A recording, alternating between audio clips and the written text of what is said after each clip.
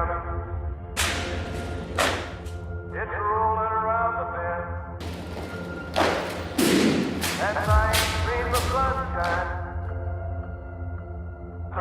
I don't know when. I'm stuck in Folsom Prison, and time keeps dragging on.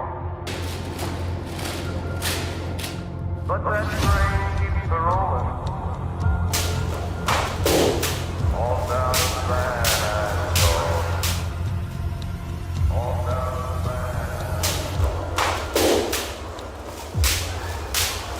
When I was just a baby,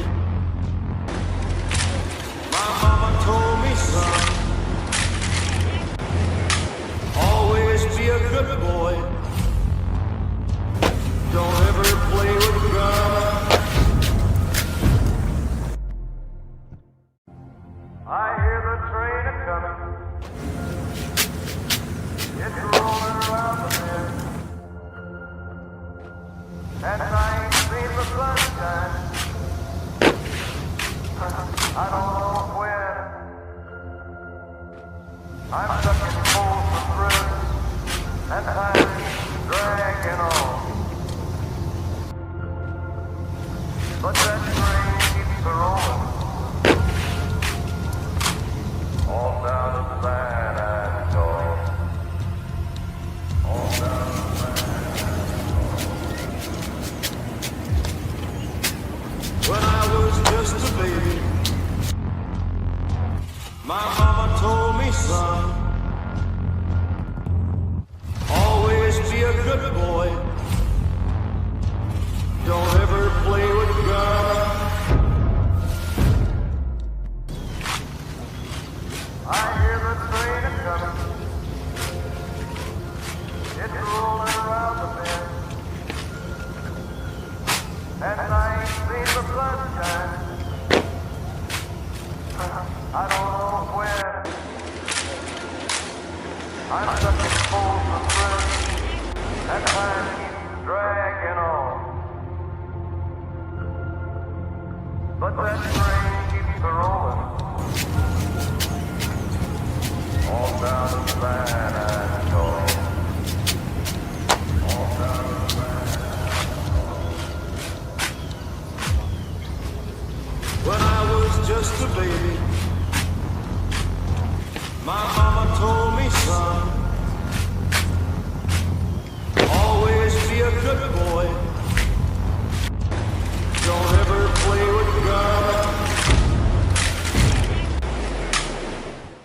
When I was just a baby,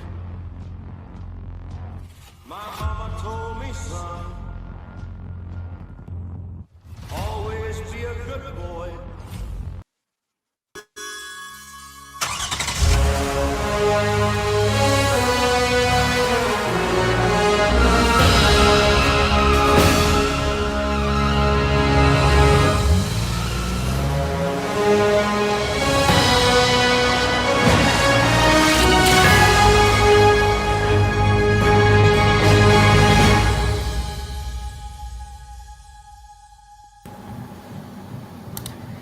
Hey, good afternoon, everyone. Welcome back to the channel. This is Kiodiekin.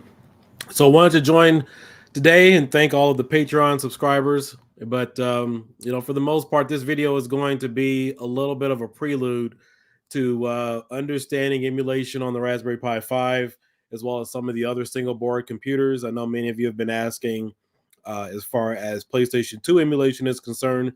But also, we've kind of talked about this throughout several other videos going back to 2019. And we're going to discuss the truth or understanding about overclocking on your Raspberry Pi or single board computer.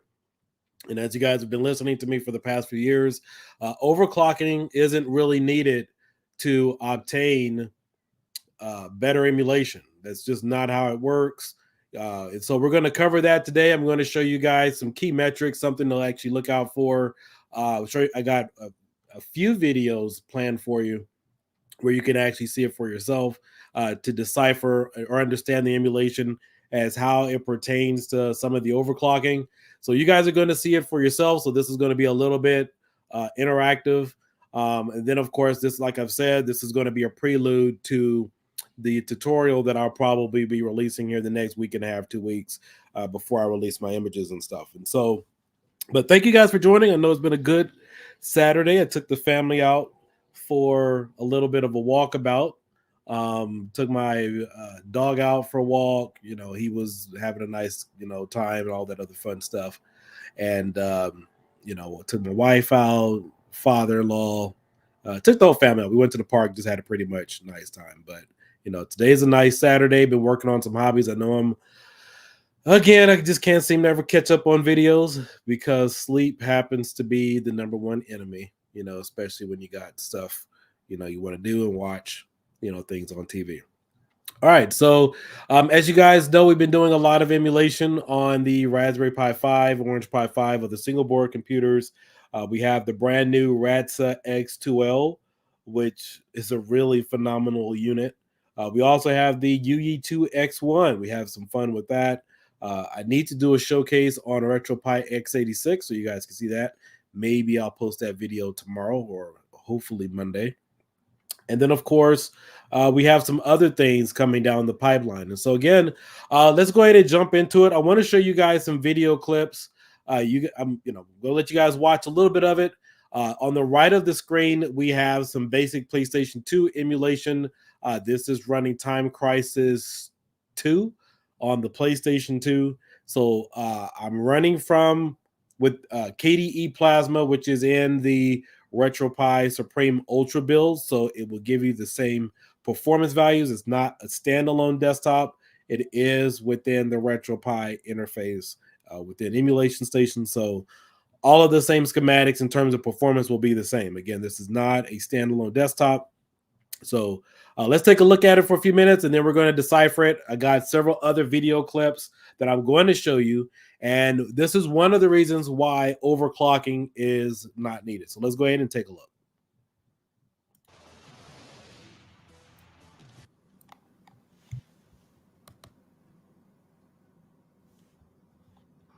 Time Crisis 2.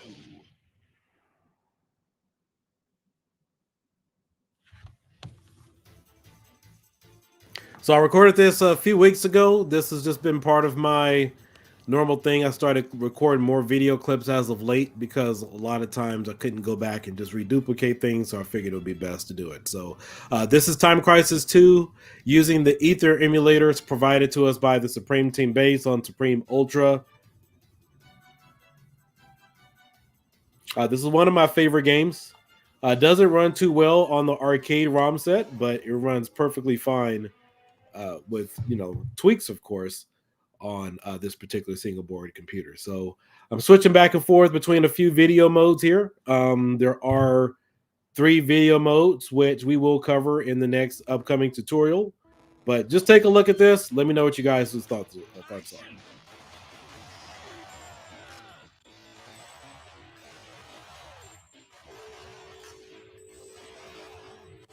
All right, so we got a little choppiness there, a little slowdown time. I'm playing around with it. That's easily cleaned up. I got better performance values than this, but this is just one of the videos I was using to kind of tweak around a little bit. So, but over on to your right, I want you guys to focus on the CPU usage. The CPU usage, let's go ahead and fast forward this a little bit. Let's move it forward a little bit. All right. I think I logged out there.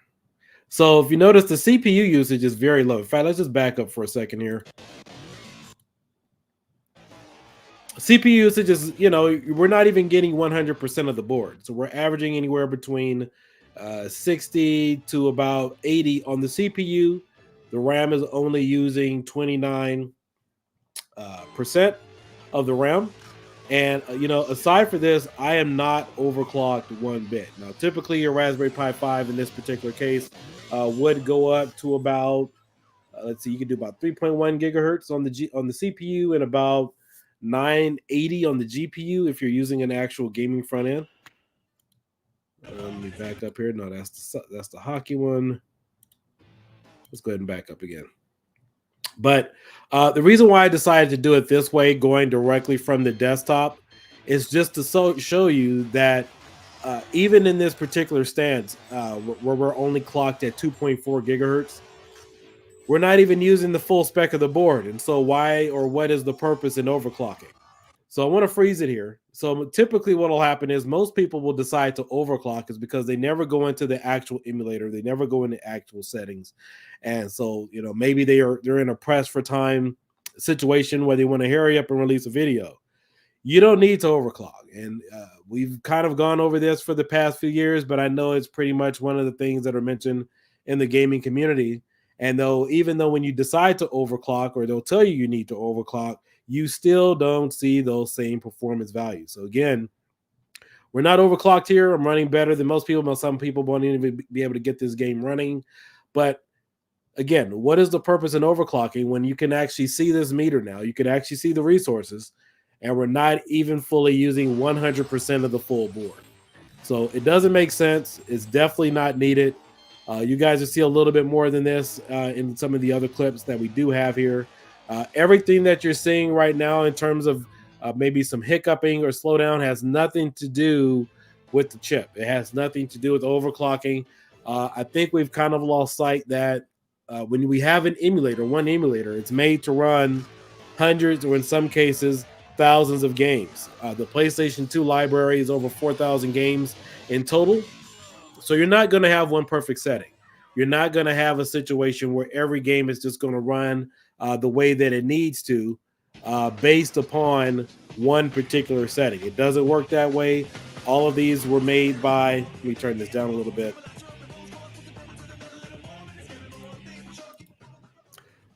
When these companies make games, they use their own proprietary systems, you know, to run these games.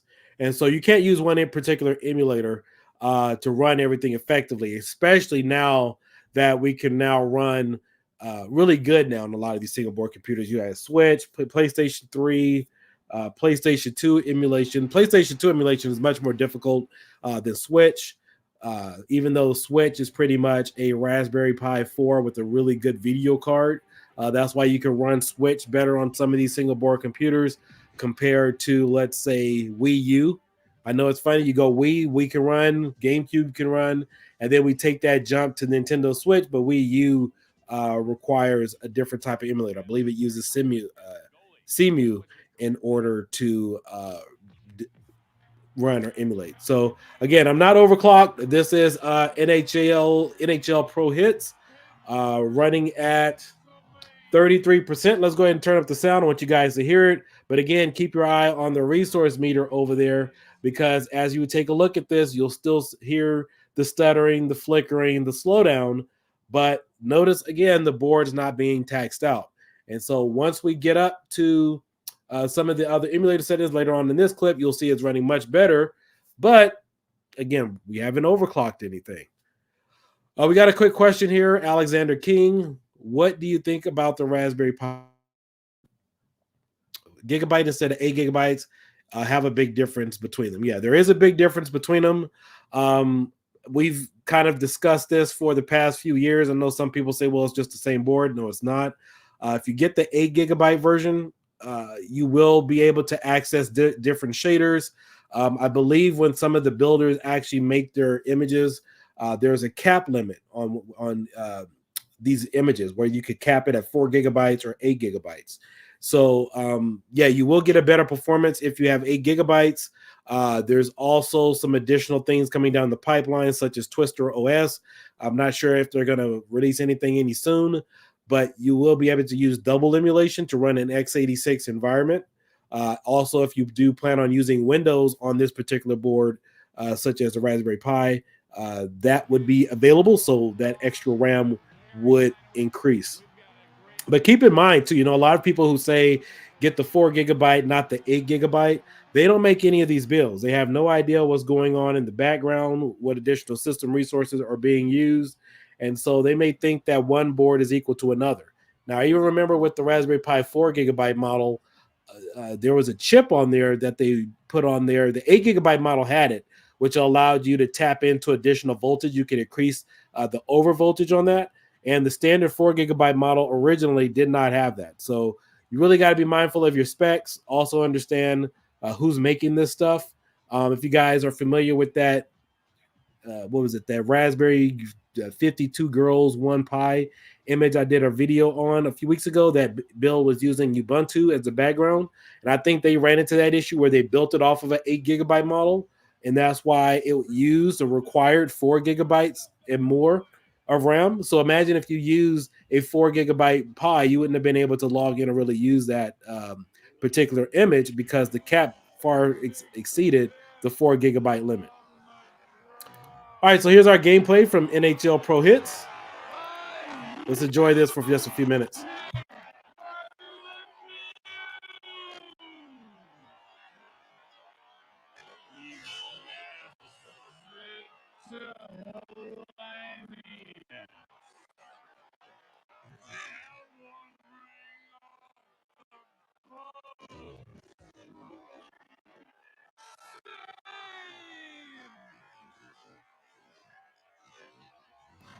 All right, so this was my first experience. I loaded up the game. This is pretty much its defaulted speed. I think I made a few tweaks to it, but again, it still performed this way. And so, again, just to show you, I'm not overclocking. We're at 2.4 gigahertz. And so let's go ahead and skip forward a little bit. You guys can hear the slowdown. And so, again, normally in most situations, people will overclock, do a video, turn it up, and say, oh, it still doesn't work. I think I still had some slowdown at this point.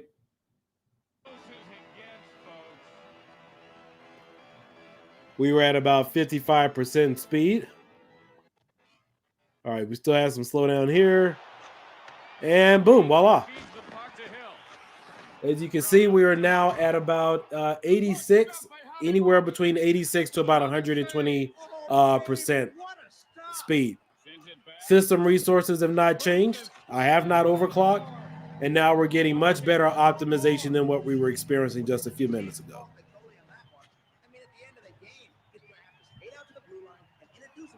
We're using 32 gigabytes, 32% on RAM right now, and the CPU is at 73%.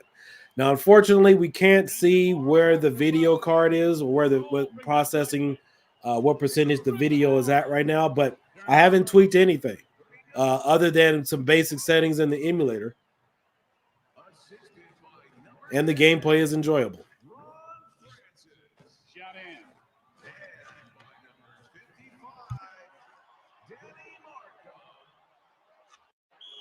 And with that, we'll have a face-off.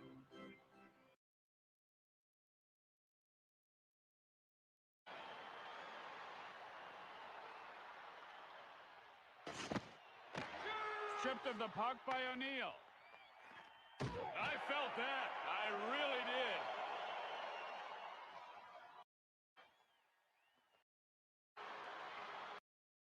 Enormous hit. He gets it off. Steered away. And we're going to have a face-off. Yeah, to be on the safe side, get the 8 gigabyte model. All right, so now we are at 178%. No overclocking. Gameplay is enjoyable.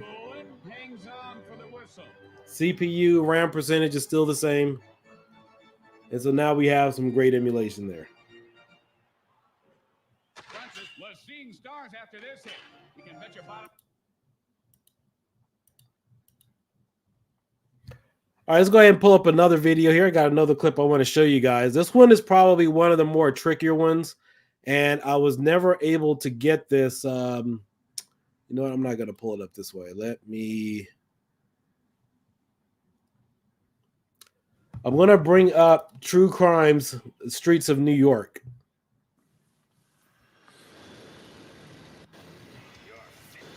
And I think there's some Time Crisis 3 settings in here too, some gameplay. This one's really tricky. I never got this one able to run full speed at all. However, on some of the other single board computers, it does run at full speed. And those are on x86. I'll have some other reviews on that.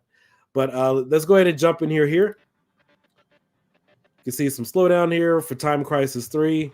Again, we're not overclocked. CPU's at 38%. RAM's at 29. We got some slowdown here, some slowdown here.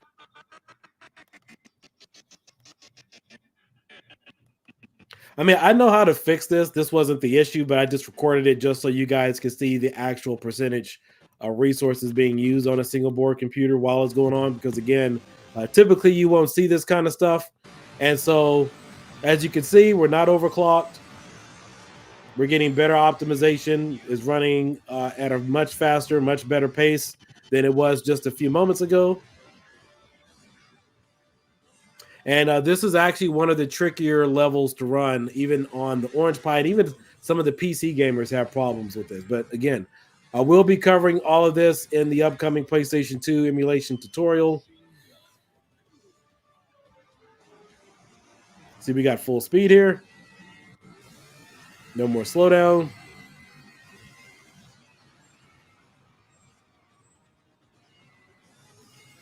Gameplay is enjoyable.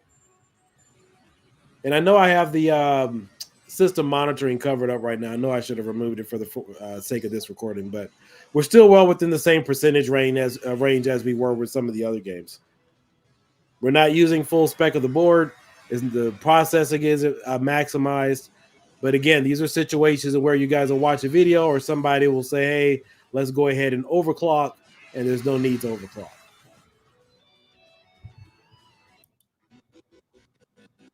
We got it there again. So again, we'll cover all of that. Well, let's go ahead and fast forward a little bit. I want you guys to see a little bit of True Crime Streets of LA and Streets of New York. Let's back up.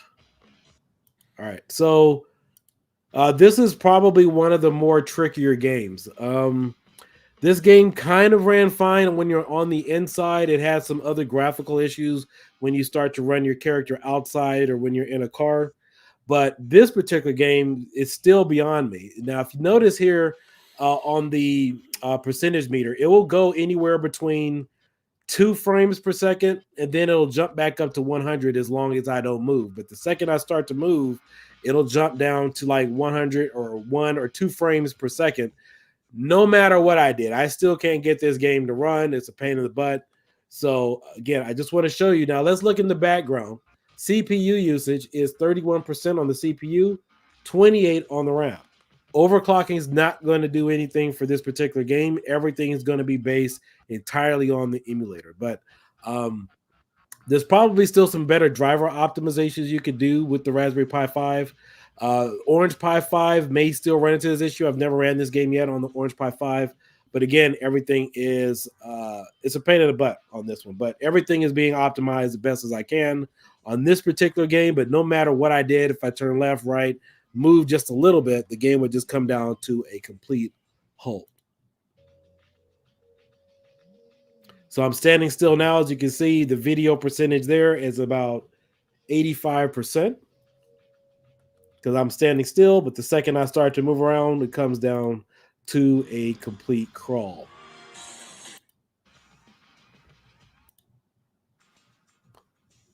Let's go ahead and fast forward. All right, there it goes. You can see it just decides to drop. It's completely unplayable at this point.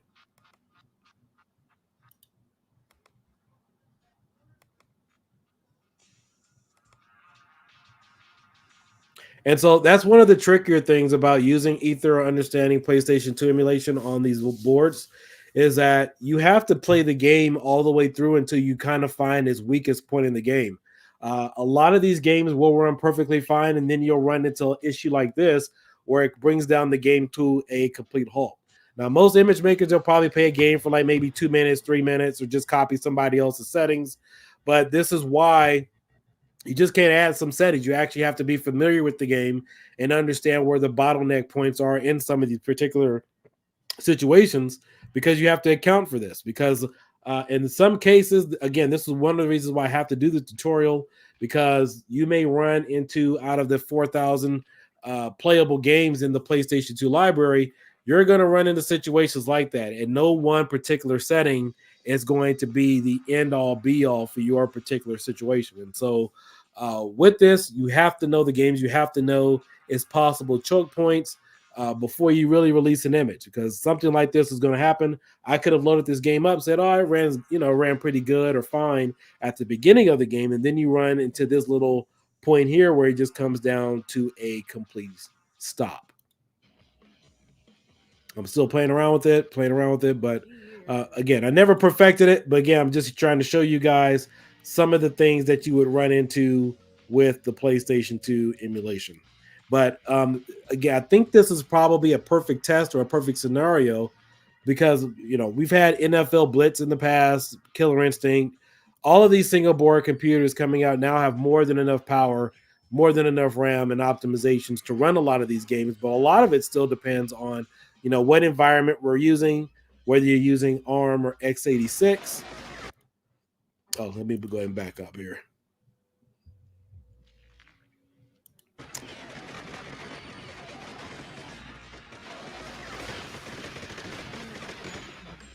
So I moved past that point. I just decided to, bear it. And this is pretty much as playable as I could get it.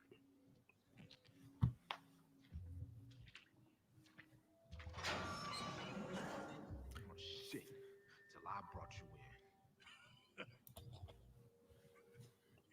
you in. All right, Pi Maniac. Time Splitter's Future Perfect runs great, but try to use the crane on level 2, and it's 2 frames per second on the Pi5.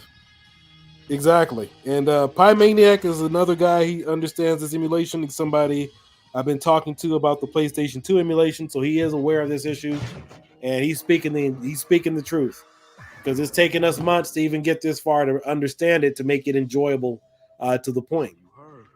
And I haven't played that game yet on the Raspberry Pi 5 or the Orange Pi 5, but I could definitely relate. You'll run into some games that'll just chop down to about 2 frames per second, but it'll run fine in maybe the first few minutes or maybe the first level.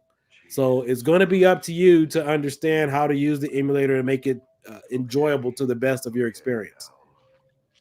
Take care of it. Don't owe me nothing. Marcus, I helped raise you, and this is not how I expect to be repaid. Look, you can't keep doing this. You've had some scratches before, but this. Hey, Maniac, do me a favor. Message me that game so I don't forget, and I'll test it and try it out. I'm not going to do it now on the live stream, but I will do it in my own personal time when I can just really kind of stress test some things. Now get the fuck out of here, kid.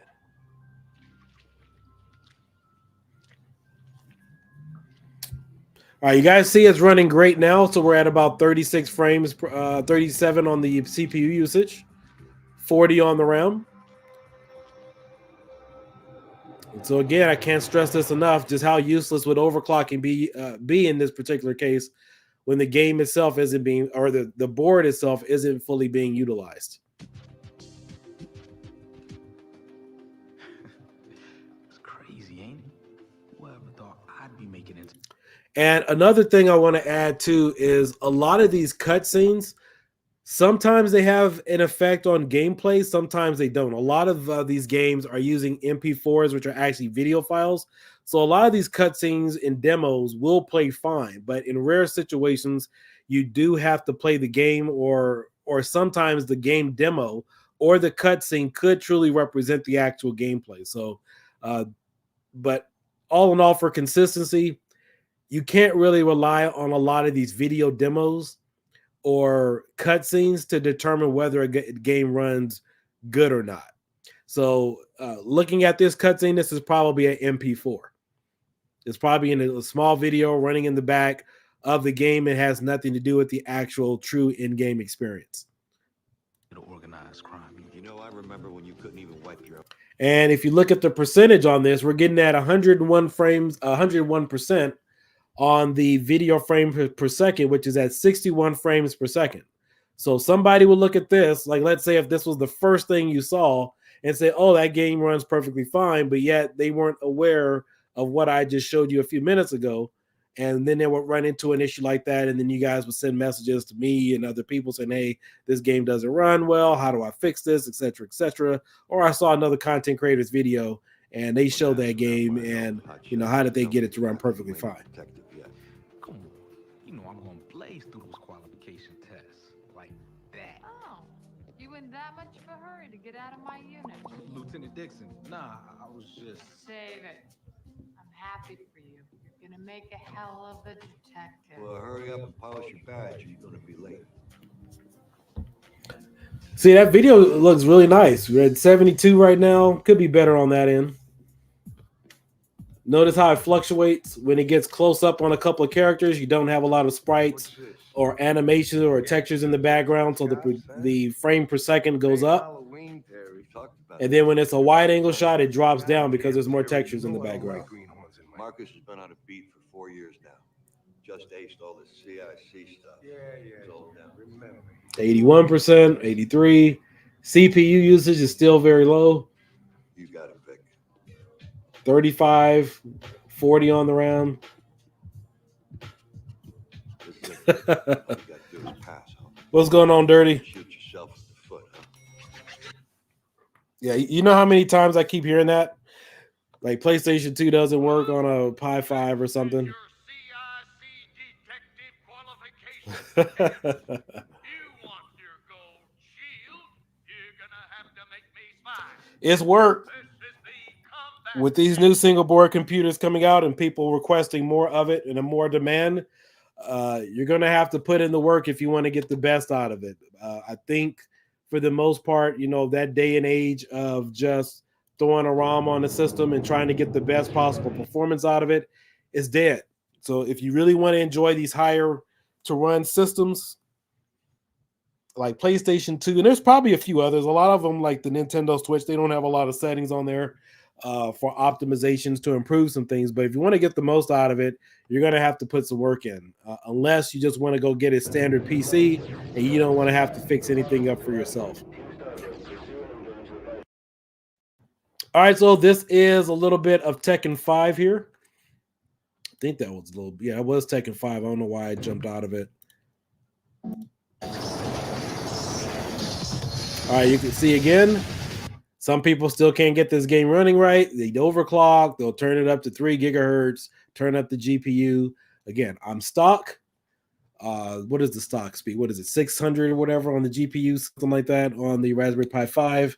And we're at 2.4 gigahertz on the Raspberry Pi 5. CPU usage is at 27%. RAM is at 27%.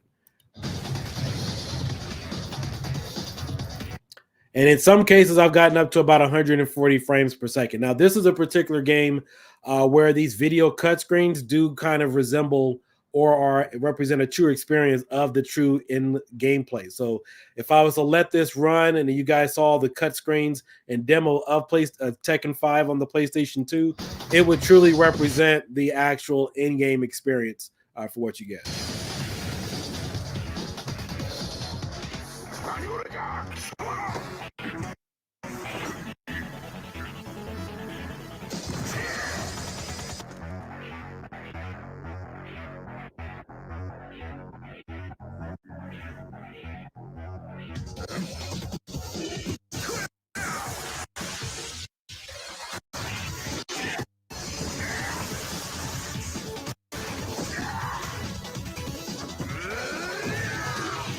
Now, I will say, I think I did a live stream a few weeks ago. Don't know what happened, but the audio was a little off, but everything was fine on my end. So I think that has something to do with how my capture card is captured and everything. But the actual gameplay experience and audio is pretty much just fine, but you guys may be hearing a little bit of a delay. But I'll speed this through a little bit forward so you guys can see some actual gameplay.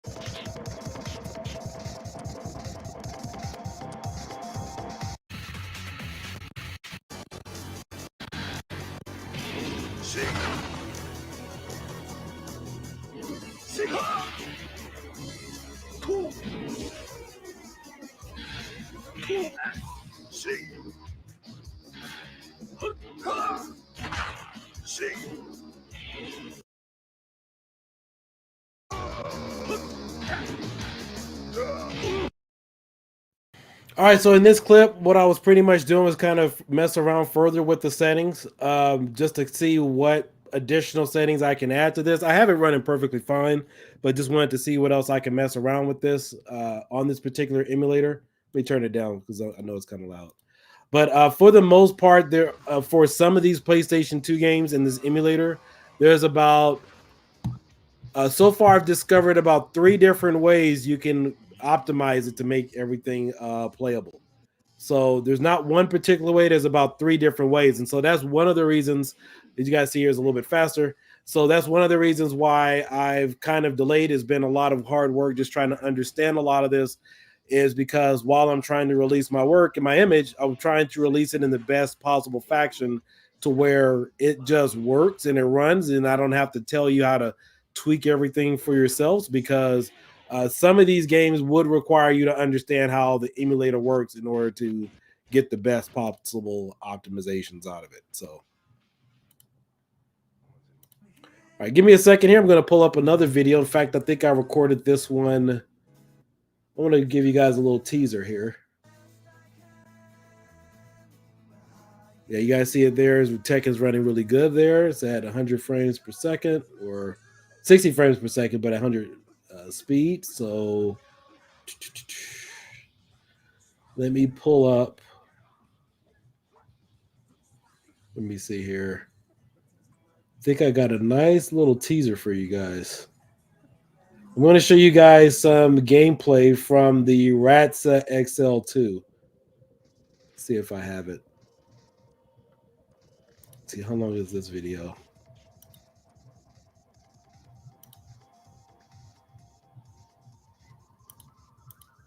Yeah, you guys are going to trip out when you see this. Let me see if this is the right video. Oh, yeah, this is it. All right, so this is a little bit of gameplay from the $40 Radxa XL2. Killer Instinct, full speed, no hiccups, no issues whatsoever. And I believe, is this what I think it is? Let's see what system on. I think this is, yes, it is. This is RetroPie X86. So this is RetroPie on the X86. This board is cheaper than the X1. This one is $40. They're currently sold out. And so you could see that this $40 X86 single board computer, no overclock. This board, well, I'm cutting into my future review for you guys. I can't believe I'm showing you guys this, but this board is about 2 to 3 times less powerful than an Orange Pi5 and a Raspberry Pi 5. And it runs this perfectly from Emulation Station and RetroPie.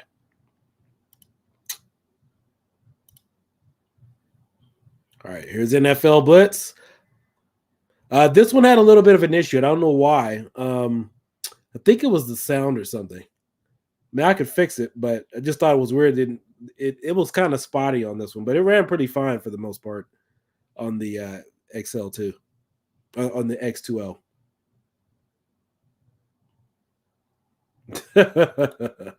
There's no release date on this, guys. It's just a showcase. Just wanted to show you guys for this right here. All right, we got N64 running fast. Again, this board, the Raspberry Pi 5, is about 3 times to 4 times more powerful than this $40 x86 board. And here we have N64 emulation running at full speed. No tweaks, no adjustments, just right out of the box. All right, let's move on forward to the next one. I want to show you guys True Crimes. Is this it? All right, so this is the same game I was just showing you on PlayStation 2 on the Raspberry Pi 5. I don't think I recorded much sound on this. I'm going to let it play through, and you guys will take a look at it. I'm getting ahead of myself because I'm going to do a comparison video showing you how this little cheap board can outperform some of the higher end boards are out there. And there's a lot that hasn't really been discussed for understanding purposes in the retro gaming community. Because if you were to look at a Geekbench score, for example, or any other performance-based score, and I did a poll on that a few days ago, most people would pick an Orange Pi 5 or a Raspberry Pi 5 for emulation. But let's let this play out. I want you guys to remember the video footage that I showed you earlier with PlayStation 2 on the Pi 5, and you be the judge.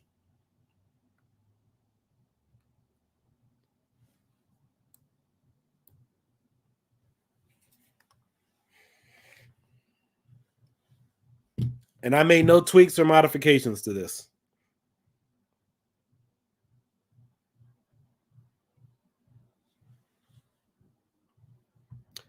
Cheapo Radxa X2L is pretty amazing at PS2, so for tweaks required, yeah. Some games do require some tweaks on this.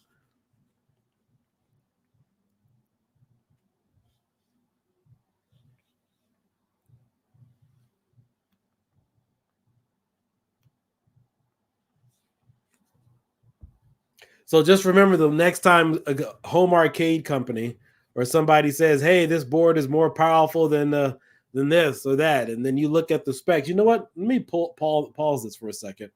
I'm going to pull up the specs. Screw it. I know I'm getting ahead of myself, days ahead in advance, but let's pull this up. Let's pull up kiodiekin's results. Let's go ahead and pause the video because I want you guys to miss out on anything. Let's pull this up. All right, so this AAAA, this is the Radxa X2L. This is an x86 board.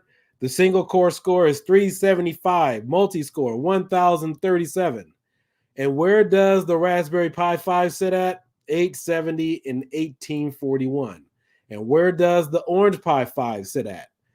845 and 3000 on the multi-score. And this little thing in terms of PlayStation 2 emulation will literally kick the snot out of these boards. But lo and behold, let somebody else tell you that this low performing score wouldn't be able to run PlayStation 2.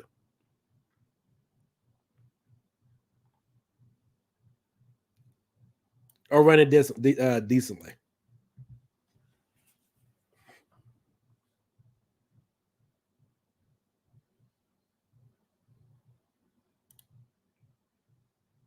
Again, this video doesn't have sound. I think it took me a little while to get off this ladder, so I'll fast forward it a little bit.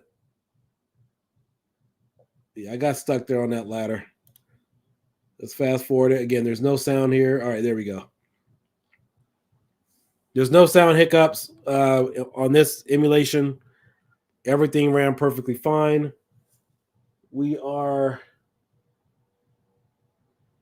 It has some little dips or whatever every now and then. What's going on, Damien? It had a little few dips in there in terms of the frames per second, but nowhere near comparable to the Raspberry Pi 5 performance with RetroPie. Again, we're using Emulation Station, but you can see the comparable differences between ARM versus x86. And pay attention down here at this bottom right-hand corner, 100%.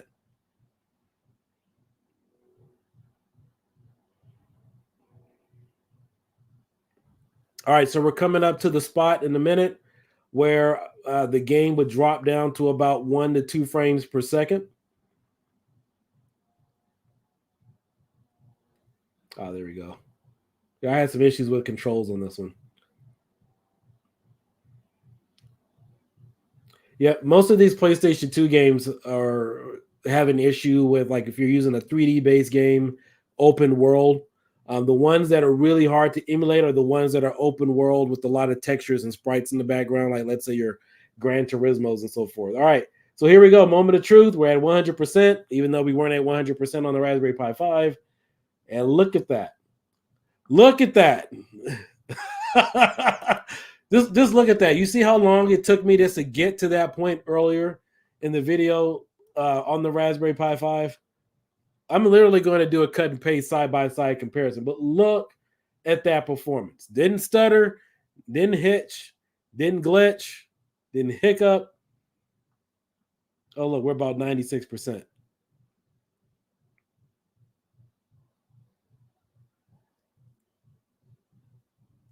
Let's take that right back. I think you guys need to see that again.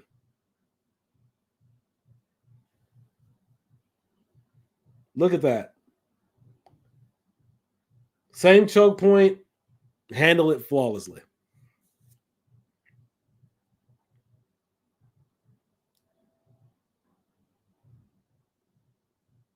On a cheaper, lower scoring board because it's x86. So again, Definitely can't stress enough. Overclocking isn't needed for most of these games. Unfortunately, for me personally, it's been very difficult for me to trust a lot of gaming reviews when I see people with doing some type of retro gaming on a single board computer, because generally, for the most part, somebody's adding some ROMs. They're not optimizing anything. And, just a few weeks ago, we had a number of different people saying that PlayStation 2 emulation on the Pi5, Raspberry Pi 5 was not possible. So I uploaded a bunch of videos, and now the whole narrative has changed. I know there's some more videos coming out, more images, but it just goes to show you how quickly you could be influenced as a buyer or a customer simply because somebody is trying to put out a video. They didn't spend any time or research trying to optimize the emulator. So they think everything's plug and play, and they're going to overclock. And that doesn't work. And then you're led to believe that something can't perform because they simply didn't understand exactly what it is that they're operating with or what it is they're doing. This one is Tekken Tag had a little bit of slowdown. Obviously, there's no tweaks to this. This is the Radxa X2L, but it is performing much better than the Raspberry Pi 5 using. All right, so here we have some Tekken Tag emulation. Oh, I actually had some voice on that.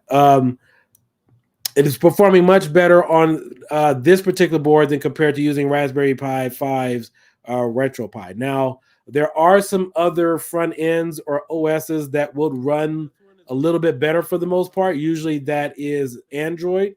If you want to try to get the best possible emulation on most of these single board computers, usually you're going to have to use Android for the most part. I mean, even we have RetroPie on the Orange Pi 5, there's still some issues, but we've seen issues where if you use, like, let's say Radxa Show, which uses Android, all this stuff without any tweaks or optimizations is just running phenomenally. Let's see, what game is this? This was me doing some additional testing on the Radxa X2L. I think the emulation on this is much better than it does on the Raspberry Pi 5 without any tweaks. This is Soul Calibur 2, I believe.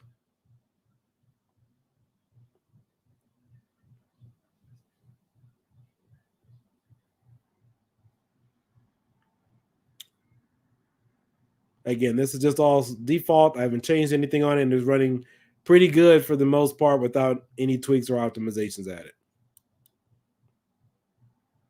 Let's see, what game is this? All right, Time Crisis 3. This one was really funny. I had this running really good on the Raspberry Pi 5. I don't know why this one gave me an issue with this. Again, it's all in the settings, had nothing to actually do with. I'll turn that down with the actual performance, but by default, it ran much better than it did on the Raspberry Pi 5 using RetroPie. So there we go there.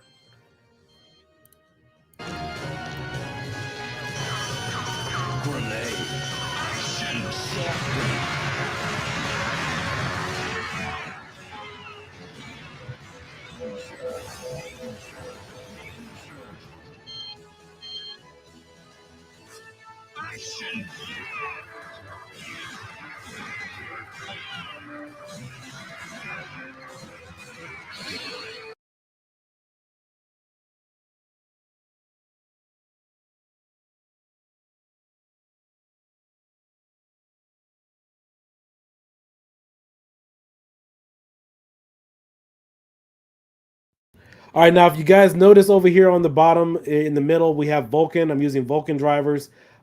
Frames per second is at 48, so we are at 81%. But notice when I shoot the barrels over on the right. Now, this is typically one of the choke points on the Raspberry Pi 5 is if you're using Vulkan drivers and you have some additional sprites or animations, it could totally just drastically cut down on the performance of the gameplay. So, again, using stock, no changes made, and you can see that there's not going to be any issues here or any hiccups.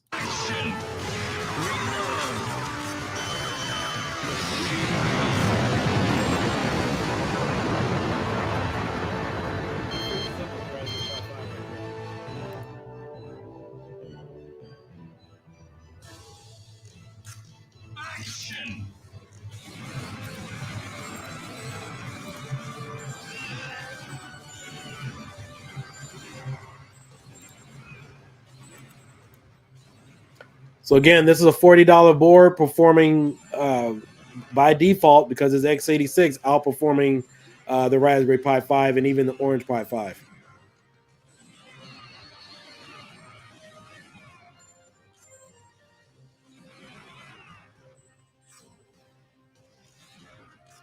And normally when I run this on the Pi, whether it's Orange Pi 5 or the Raspberry Pi 5, I'm using OpenGL. Again, I'm going to explain all that in the upcoming video, but just wanted to kind of show you guys some of the performance differences and why overclocking is needed. It just has to do with an understanding of the particular emulator that you're using. In this case, it's Ether.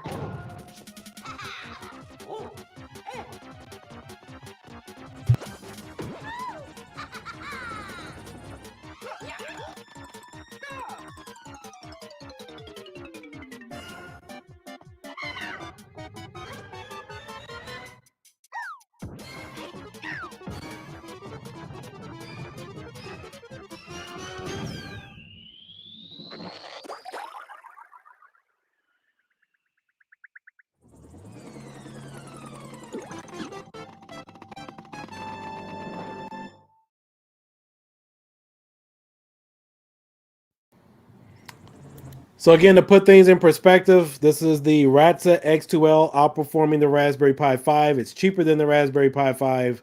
It's cheaper than the Raspberry Pi 4 and some of the other arcade chips that are out there on the market that people would say that this would outperform. So let me pull up. I'm gonna pull up those numbers again. So this little thing right here is outperforming this down here.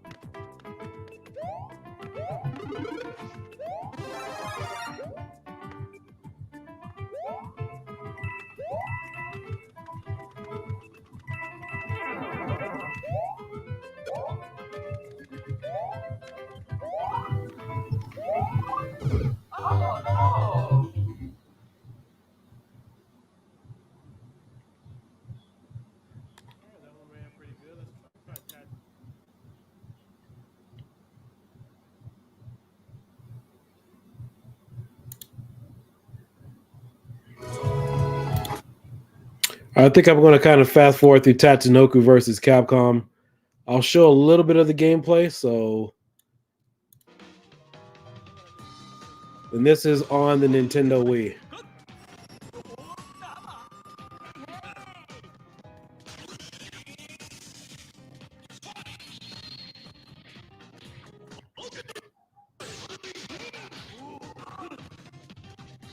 Now I fixed the settings on this one, but again, this is just some standard defaulted gameplay.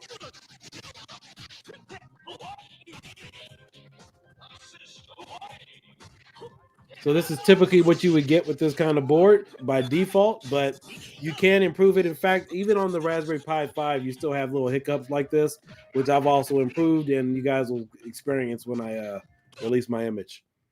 It's not that bad, though. Then, of course, I had a little bit of Switch emulation here.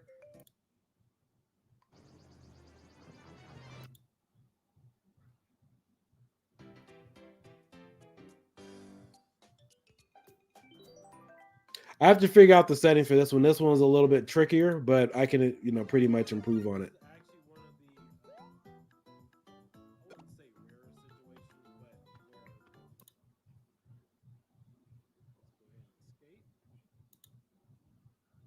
Oh yeah, this the one that was this is PlayStation 3 on the Radxa X2L. This is Soul Calibur, what is it, 3, 4, something like that? This is PlayStation 3 emulation on a $40 board. Just wanted to see if it would work.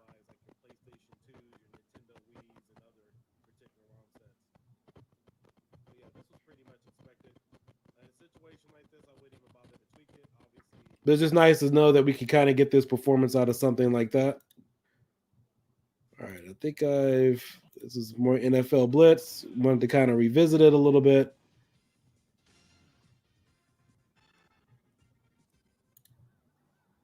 pretty strange on this one was like it is kind of sped up and slowed down at times. I'll show you guys some of the footage. So here we go. It's running fast. It's fine. A little slow down there. I think I logged out because I was like, what the heck?